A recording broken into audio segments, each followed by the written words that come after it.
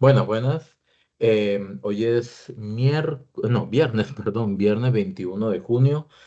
Son las 3:11 de la tarde y este video va a rescatar cuatro momentos, fragmentos, cuatro pequeños fragmentos específicos sobre una entrevista que el día de ayer le dio la Contralora General de la República, Marta Acosta, a Evelyn Fachler en su programa Tres Razones en Monumental.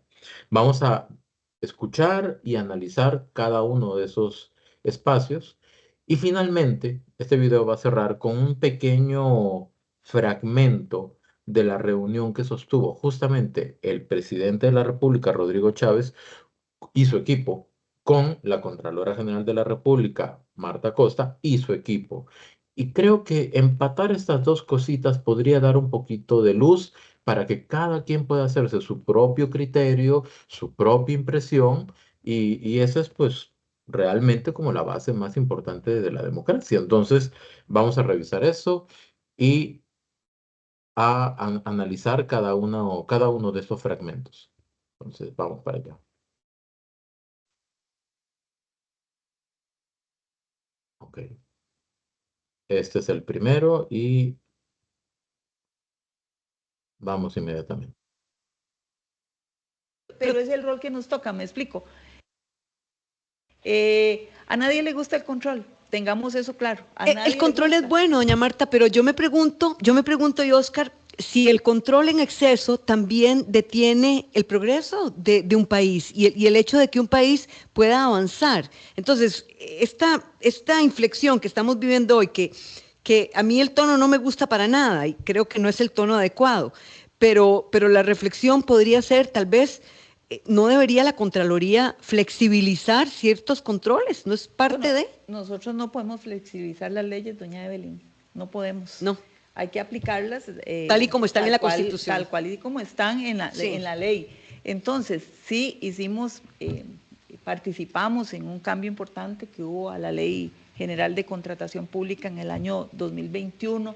Se flexibilizaron plazos, se flexibilizaron otros aspectos. Sin embargo, la ley de contratación agregó algo que es muy importante y que causa que las administraciones digan es muy fuerte esta ley. Y es que la ley viene a obligar a planificar bien las obras, sobre todo las obras públicas, porque este país ha tenido por siempre problemas en materia de planificación. Entonces, a la hora de ejecutar las obras, los proyectos salen más caros, duran más tiempo porque no fueron bien planificados. Pero las leyes, disculpe, también se interpretan. Entonces, esa es la trampa. Echa la ley, echa la Que trampa. esa ha sido la mayor crítica, ¿verdad? Esa ha sido la Del mayor crítica, oficialismo. ¿verdad? Echa la ley, echa la trampa, dicen algunos abogados. Claro, la ley hay que interpretarla de manera razonable y proporcional, ni para un lado ni para el Y otro. entonces, ¿quién tiene el justo equilibrio?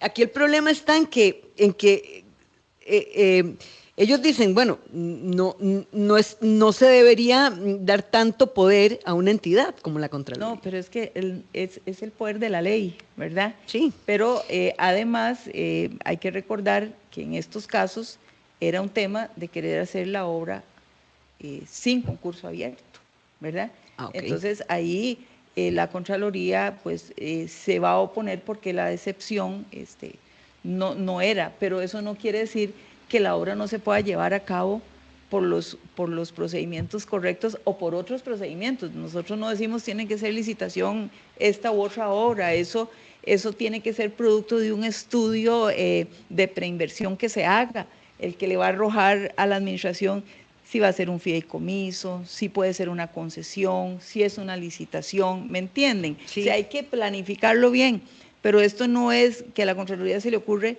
que le voy a decir que no porque no quiero, es que hay una ley que tenemos que cumplir. Bien, vamos con esta primera parte. Este, primero que todo, le pregunta Evelyn Fachler, le pregunta a la Contralora sobre si los controles en exceso frenan el desarrollo de los países. Entonces la Contralora dice, bueno, lo que se está haciendo es aplicar la ley, aplicar el control, ¿verdad? Que las entidades de control deben existir, pues sí, la Defensoría, la Contraloría, ¿verdad? Etcétera, tiene que existir la sala constitucional. ¿Por qué? Porque podrían haber ciertos excesos. Lo que pasa es que cuando hay exceso de control, y eso es un criterio muy personal, no se pueden llevar a cabo proyectos que son beneficiosos para el país. Por ejemplo, ciudad-gobierno. El ejemplo más claro. Si me estoy equivocando, que alguien me corrija. Ciudad-gobierno se iba a hacer o se pretendía hacer en un terreno del gobierno. No había que comprar otro terreno. Esto es importante para lo que viene al final. No había que comprar otro terreno. No iba a contratar el gobierno directamente y hacer todos los procesos.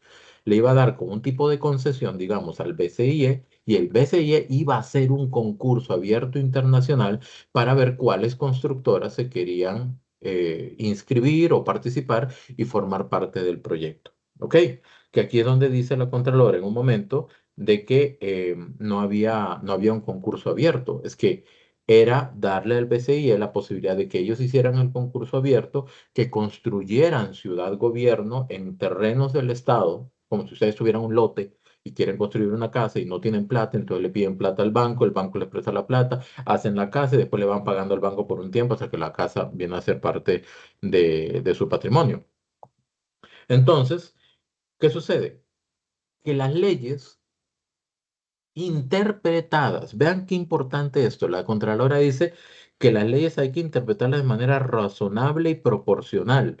Entonces quiere decir de que sí, efectivamente hay un tema de interpretación de las leyes por parte de la Contraloría, que eso puede ser bueno, puede ser malo. Bueno, porque de repente evita situaciones de despilfarro, principalmente mal uso de los recursos públicos, que eso es lo que procura la Contraloría, de que no se utilicen mal los recursos públicos. Ya desde ese punto de vista, Ciudad Gobierno tenía que haber sido impulsado incluso por la misma Contraloría, aunque sea un órgano de control y no es nuestra responsabilidad ni nuestras funciones, ok, pero la Contraloría, así como también propone, podría decir, ok, para que eso sea viable, tienen que hacerlo de esta manera que es la más económica. Es que es ahí donde uno se vuelve a preguntar, a ver. Seguir lo que dice la ley como tal no es lo más económico a veces. ¿Por qué? Porque en la conversación con el presidente, la Contralora dice, ¿por qué no lo hacen por licitación? Y el presidente le responde, porque aumenta el endeudamiento, porque los tratos con el Fondo Monetario Internacional impide eso y porque no es lo más responsable con el uso de los fondos públicos. Entonces, caemos en el hecho de que aquí la Contralora acepta y afirma, la Contraloría interpreta las leyes. Es ahí donde no es que la ley se aplica como debe ser porque es ley, sino porque hay un margen de interpretación. ¿Y hasta qué punto es razonable y proporcional esa interpretación? Decidan ustedes. Repito, razonable y proporcional, lo dijo la Contralora. Defina cada uno si fue razonable y proporcional la decisión de la Contralora con base o con respecto más bien al artículo 67 que impidió el camino de ciudad-gobierno, tomando en cuenta que eso obliga al Estado, a la población, a seguir pagando alquileres ultra carísimos. ¿Ok? Entonces, es ahí donde uno se pone a pensar hasta qué punto fue razonable y proporcional si en este momento estamos a las puertas de un posible referéndum justamente a raíz de esa situación. ¿Por qué no las leyes y las instituciones se modernizan, mutan, cambian y evolucionan con base o de acuerdo a las necesidades de un país por realizar, construir y agilizar proyectos que van a ser de utilidad y de provecho para las finanzas de su población? Bueno, vamos a ver el siguiente pedacito aquí. Quiere decir ahora, usted no va a debatir, porque, es decir, esta ha sido como una novela, ¿verdad? Doña Laura la llama a debatir públicamente, prácticamente como en aquella reunión que tuvieron y usted declina la invitación. Es que yo creo que este proceso se está llevando ya adelante en el Tribunal Supremo, en la Asamblea Legislativa, en la Sala Constitucional. no me parece apropiado salir a debatir en este momento, porque el debate es formal, el debate es en las instancias en las que corresponde, y yo ya digo, esto lo vamos a hacer como tiene que ser. Ujú. Ustedes sabrán de que la ministra de Planificación, Laura Fernández, invitó, ¿verdad? Algunos dicen retar, es una invitación a debatir públicamente, así como la Contralora le pidió al presidente que la reunión que el presidente quería sostener con ella para ver el tema de Ciudad Gobierno sea televisada o transmitida por redes sociales en vivo. La ministra Laura Fernández, la ministra de Planificación, invita a la Contralora a que hagan exactamente lo mismo, exponer criterios, contraponer criterios, visiones, interpretaciones, en este caso sobre la ley Jaguar. Y no es lo más transparente y lo más provechoso para la opinión pública, es decir, para los ciudadanos, poder ver directamente las dos posiciones que son antagónicas en este momento, verlas a las dos personas, referirse al tema y defender sus puntos de vista con bases y con argumentos. Digo, lo que la ministra Laura Fernández fue exactamente lo que la Contralora hizo con el presidente, y el presidente aceptó. Y fueron dos equipos completos por más de 2 horas a intercambiar criterios con moderación y con respeto, porque en este momento la Contralora decide diferente a la invitación que yo hizo hace varios meses, decide, no, que mejor esto siga el curso legal. Si más bien el exponer esos criterios puede ayudar eventualmente, primero, a que la población entienda mejor la situación de la Contraloría, el papel de la Contraloría, la ley Jaguar, la importancia del referéndum, ¿verdad? Las opciones que hay de mejoras en las instituciones públicas, la población lo entendería muchísimo mejor. ¿Por qué se niega? ¿Por qué lo quiere llevar por la parte legal cuando en la parte legal todo está en manos ahora de los magistrados de la Sala Constitucional, de los diputados en la Asamblea Legislativa? O sea, reducimos el espectro de decisión y de información a un grupo selecto de personas, ¿ok? En lugar de dárselo, de darle la oportunidad de ver todo ese banquete de información al pueblo, que es en realidad quien debe decidir sobre las cosas más importantes para el país. Siguiente. ¿Cuál de los capítulos de esta ley que ellos llaman Jaguar eh, considera usted que lesiona más las...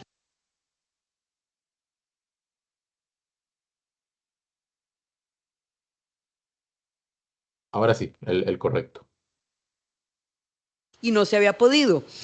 Eh, Tal vez si usted nos explica, doña Marta, por qué la Contraloría dice técnicamente que no se puede construir en terrenos que son del Estado.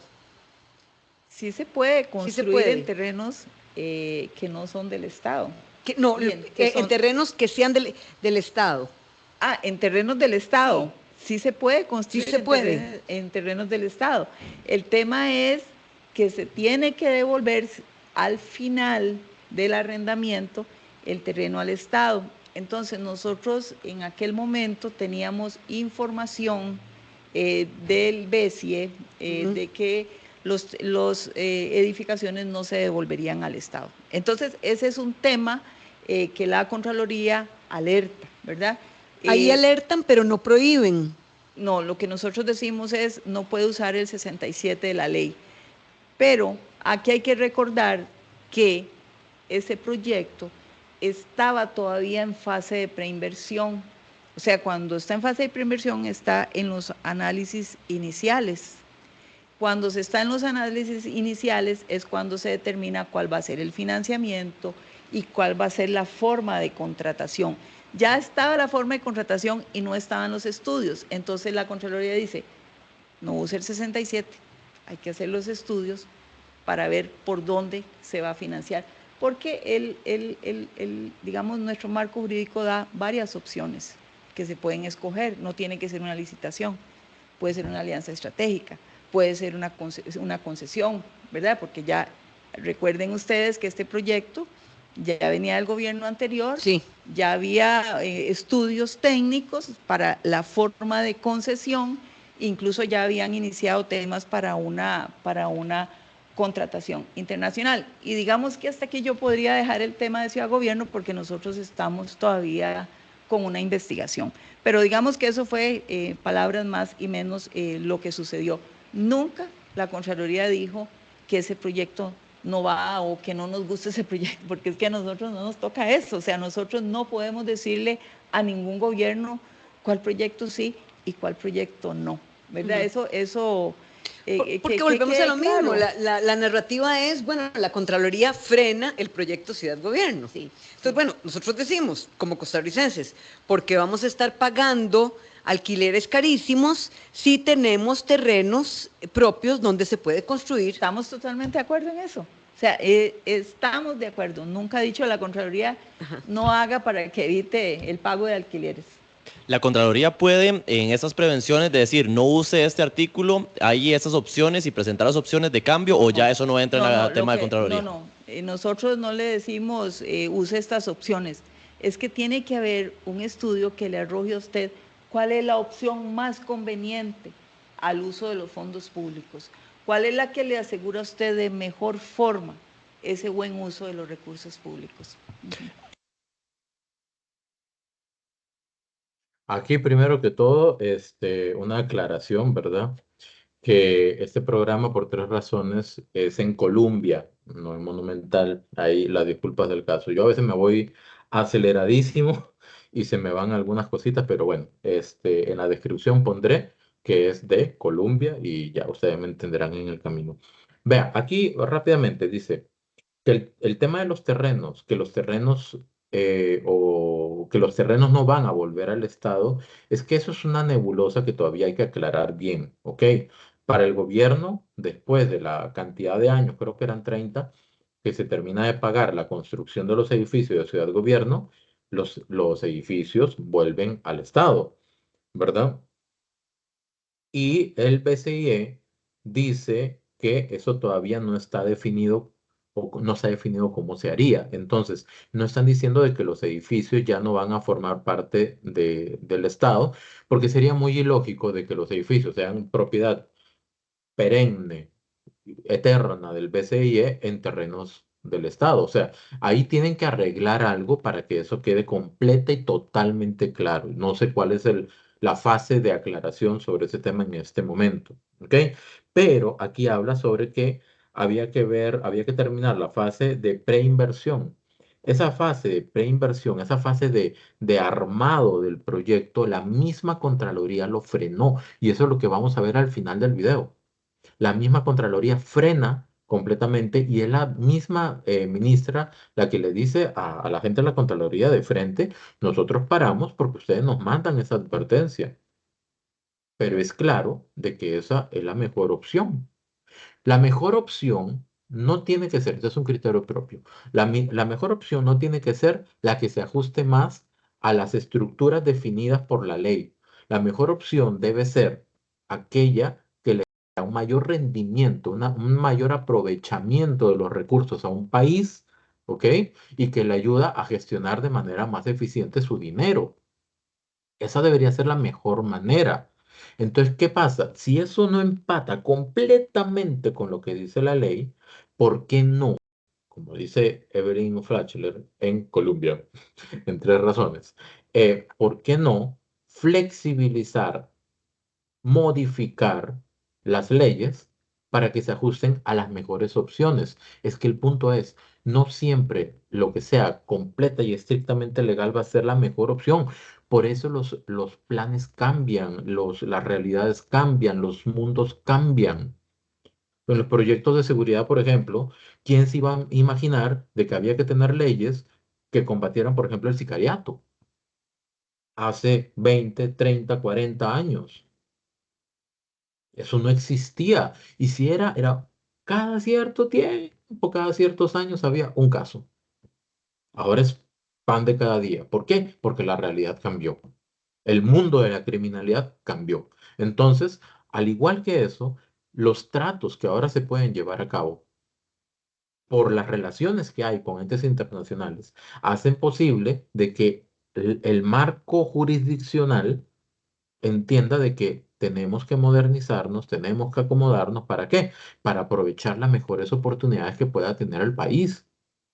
De lo contrario, estaríamos hablando de que la ley y la Contraloría en este caso tienen normas escritas en piedra y que si no se ajustan a eso están mal. No, no están mal. Lo que pasa es que la ley de repente, o sea, y las personas encargadas de ver eso deberían decir, ok, tenemos que abrirnos a otras opciones de negocio o no interpretar las cosas de tal manera que frene la posibilidad de llevar a cabo estos proyectos.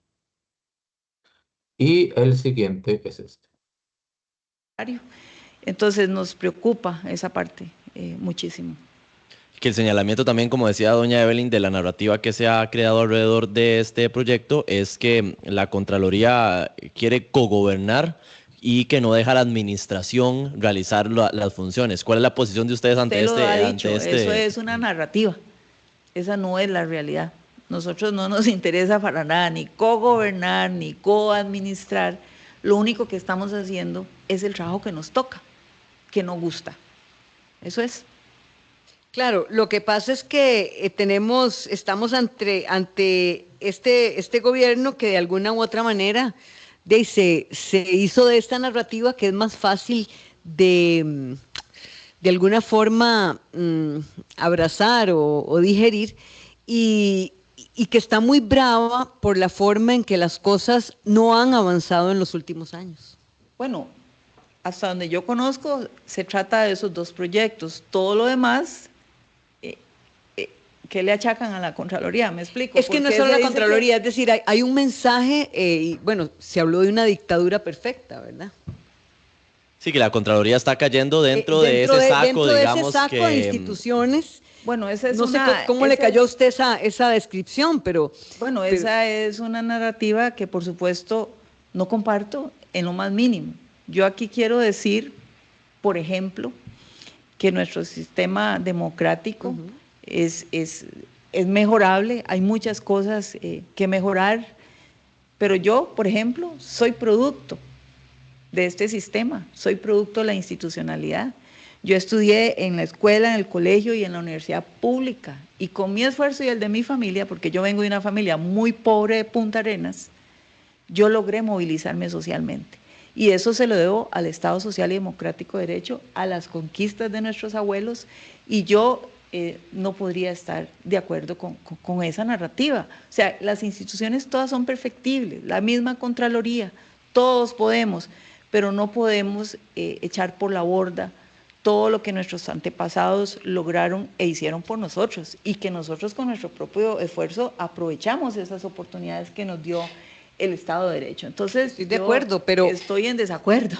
estoy de acuerdo con usted en eso. El problema es que la desigualdad ha crecido tanto, ¿verdad? En los últimos años, que ya la gente no está disfrutando, al igual que lo hicimos nosotras, de ese Estado de Derecho. Claro. Ok, vamos a ver. Dos cosas inicialmente. Primero, le preguntan a la Contralora si la Contraloría está cogobernando o coadministrando, ¿verdad? Y que es un concepto que la gente siente que es más fácil de abrazar o de identificarse en medio de toda esta situación actualmente. Em, sí, de hecho, obviamente, la Contralora dice de que ellos no tienen el deseo de cogobernar o coadministrar. Sin embargo, los alcances de la Contraloría pueden ir directamente a las acciones que está llevando a cabo, por ejemplo, el gobierno, por ejemplo, con Ciudad Gobierno, y decirle, pare, y decirle, eso no se puede hacer. Entonces, ¿qué pasa? Se truncan los esfuerzos. Desde el día en que comenzaron los proyectos ya en marcha para Ciudad Gobierno hasta el día que la Contraloría frena el proyecto, se pagaron 5.000 millones en alquileres, dice el presidente. O sea, quiere decir de que cuando hay estos frenos, hay costos. Hay costos de todo el tiempo de trabajo de un equipo para hacer realidad este proyecto. Y el costo ahora es cambiar completamente todo lo que hicimos, todo este trabajo casi que en ese momento no cuenta, ¿verdad? Queda en el limbo para ver si va a ser trabajo desechado o aprovechado según lo que se decida después. Entonces, a partir de ese momento hay que comenzar a hacer otras cosas o seguir gastando igual. Entonces, cuando una institución tiene las facultades para poder detener algo o decir, no dicen cómo se debe hacer, pero dicen cómo no se debe hacer. Es más o menos como un equilibrio, ¿verdad? O sea, es como con lo mismo, pero disfrazado diferente. Entonces, de repente se podría entender que el término cogobernar o coadministrar está inmerso ahí. Y sobre esto, el mismo Oscar Arias dijo en una entrevista, y la sacó Pilar Cisneros hace poquito, ese fragmento, la Contraloría no debería actuar a priori, sino a posteriori. ¿Eso qué significa? De que la Contraloría debería permitir que los trabajos se lleven a cabo, obviamente si no hay casos evidentes de corrupción, ¿verdad? O sea, el sentido común. Permitir que los trabajos se lleven a cabo, paralelamente llevar a cabo su proceso de investigación, las denuncias ante el Ministerio Público, ante los responsables, etcétera, para que cuando se termine la obra puedan haber personas responsables sobre eso. Repito, bajo mi óptica y criterio, eso se debería aplicar cuando no hay casos evidentes de corrupción. Pero cuando hay casos como este de ciudad de gobierno, donde es evidente de que el proyecto conviene, ¿por qué no hacer un proyecto paralelo que no impida que las obras se hagan? Ese es el tema. Vean lo que pasó con la carretera que va para San Ramón, Alajuela, ¿verdad? Por ese sector de Occidente, que la Contraloría frenó las obras hace unos meses y un tribunal le tuvo que decir a la Contralora, no, no las puede frenar, esas obras tienen que continuar porque es de beneficio, porque es urgente. Entonces, lo que Oscar Arias decía en ese momento era que la Contraloría debería esperar por lo menos a que los proyectos se concreten porque son útiles y hacer todos los procesos legales o los juicios o lo que consideren ante las personas responsables de haber incumplido con alguna norma.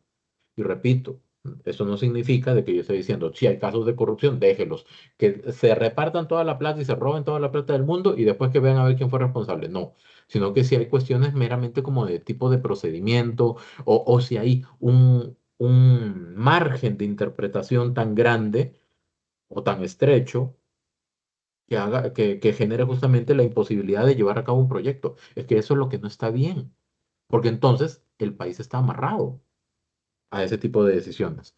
Y finalmente, este fragmento de la reunión que tuvo la Contraloría con la Presidencia de la República, yo lo voy a comentar, pero también lo dejo a interpretación de ustedes.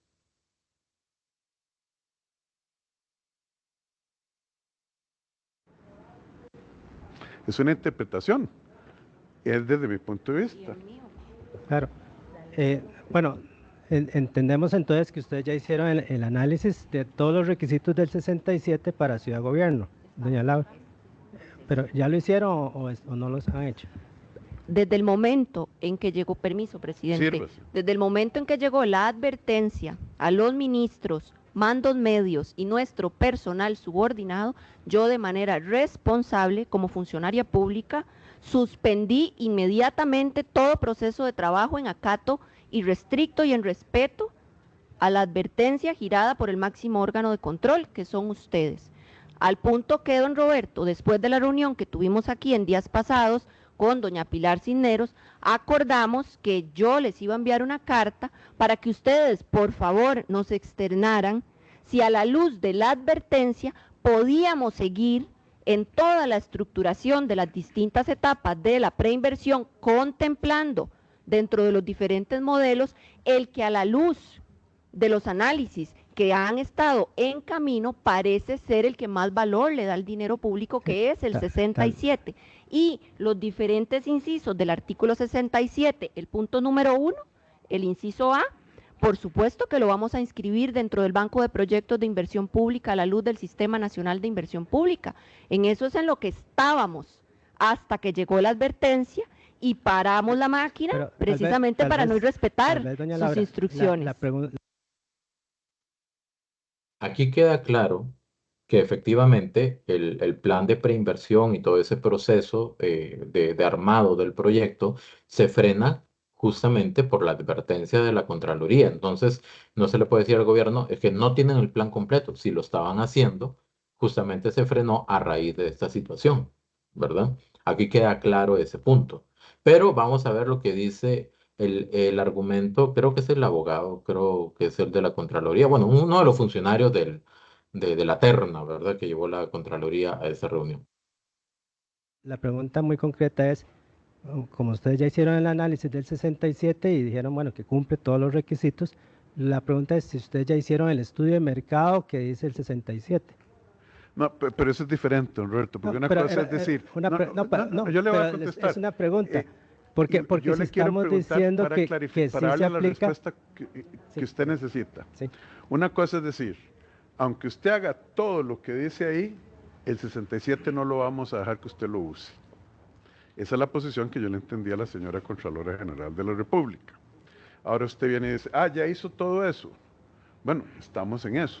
La pregunta fundamental es, la advertencia de la Contraloría dice, usted puede hacer todas las maromas contables, financieras, de cálculo, ahí no va a ser.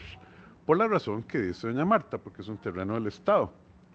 Y eso, por la razón que dice doña Amelia, no es un arrendamiento operativo. Bueno, eso le corresponde al Contador Nacional decidirlo.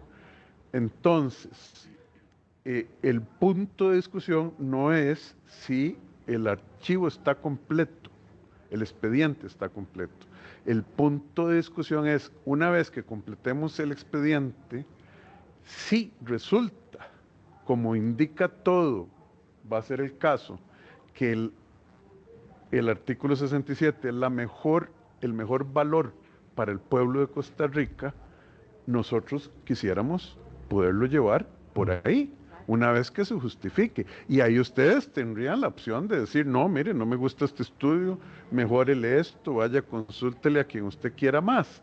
Pero aquí lo que hay es una pregunta de umbral, ¿para qué? Lo que hizo la señora ministra fue, ¿para qué perder el tiempo completando esos si ya nos dijeron que por ahí no van a dejarnos? ¿Ve la diferencia? Sí, el que quiere encuentra la forma. Lo no que quiere le la estaba excusa. preguntando, bueno, ya está claro de que no se ha hecho el estudio de mercado.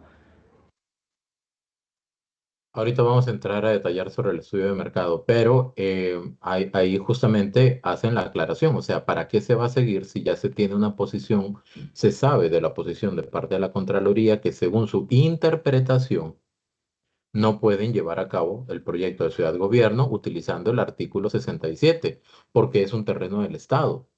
O sea, hasta cierto punto, cuando uno no es especialista en eso, uno dice, entonces le están diciendo al gobierno que tiene que comprar un terreno, ¿verdad? O sea, teniendo un terreno, tengo que comprar uno para que me aplique la ley. Y es ahí donde resulta como un poquito raro, como un poquito inentendible, ¿verdad? Pero lo más importante es porque en qué consiste el estudio de mercado.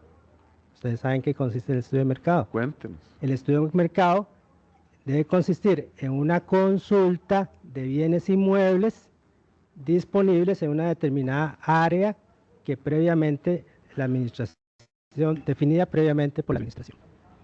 Y nosotros vamos a tener que hacer eso para completar el expediente. Ajá. Pero aquí hay un problema básico. Sí, señor. Que el proyecto Ciudad Gobierno, hasta donde nosotros sabemos, está definido para hacer en un terreno específico, ¿cierto? ¿O no? ¿O ya no? No, bueno, la indicación es que para qué vamos a ir a comprar terrenos. Sí, pero es en un proyecto específico. Eso es como que usted le diga a la casa cuando va al banco, no, pero usted tiene el lote. No, tiene que ir a buscar a ver si hay otros lotes. Pero nada más para terminar la argumentación. Entonces, si es en un terreno específico, ¿sí o no? No, nosotros vamos a ver comprando. No, digamos que sí. No, espérese un momentico. Nosotros lo que vamos a ver es si es mejor para el ciudadano costarricense que nosotros usemos el terreno del MOP o que vayamos a comprar un número equivalente de metros cuadrados a otra parte. Eso lo vamos a hacer. La lógica, usted es abogado, yo soy más o menos economista, y yo soy economista, la lógica yo le puedo decir ex ante que la probabilidad de que encontremos un lote de esas características, de ese tamaño y a un precio adecuado que compense el costo de inversión de capital como para que sea mejor comprarlo en otra parte, es una probabilidad muy pequeña. Vean esto, qué interesante, porque eso sí de verdad se pone sumamente interesante. Aquí dejo de compartir. El abogado lo que dice es, ya hicieron el estudio de mercado para entender o definir, ojo, de que es más barato hacer la construcción en un terreno propio del Estado que comprar un terreno nuevo de dimensiones similares al que ya se tiene para construir ahí, que se tiene que hacer ese estudio de mercado. Eso es ya retórico, es decir, es como por hacerlo. Es la lógica. O sea, si yo tengo un terreno, una finca completa, grandísima, donde voy a construir un montón de edificios y lo que ocupo es que alguien me financie para construir los edificios y yo le voy pagando, ¿por qué me tienen que decir no? Pero tiene que ver si le sale más barato comprar otra finca nueva, completamente nueva, y construir ahí los mismos edificios. O sea, es evidente de que el costo de construir acá y construir acá va a ser o igual o muy parecido. La diferencia es de que aquí ya tengo un terreno, no tengo que comprar y aquí lo tengo que comprar. Eso es ilógico. Y si la ley dice de que eso no aplica cuando se va a construir en un terreno específico, refiriéndose, por ejemplo, a un terreno que no tengo, es decir, de que la ley dice, si usted va a comprar un terreno para construir una edificación, tiene que hacer un estudio de mercado para ver cuáles de las opciones que hay ahí es la más conveniente. ¿Ok? Y está bien. ¿Por qué? Porque no lo tengo. Entonces, para no comprar un terreno a dedo, beneficiando a una persona o a una familia o algo por el estilo, entonces ¿yo qué hago? Lo que hago es justamente hacer un estudio y ver cuál opción me conviene más. ¿Estamos bien? Pero si yo soy el Estado y yo ya tengo mi terreno, o no soy el Estado, soy una persona particular, ya tengo mi terreno allá en San Pedro de Montes de Oca, ahí tengo mi terreno, súper bien, y quiero construir ahí, porque el banco me va a decir, o el gobierno me tiene que decir a mí, no, no puede construir ahí, tiene que buscar otros terrenos para ver si le sale más barato comprar en otro lado y construir en otro lado el mismo edificio. No tiene sentido. ¿Y qué pasa? Que es ahí donde está el punto que yo hace un rato decía, que es muy personal mi interpretación.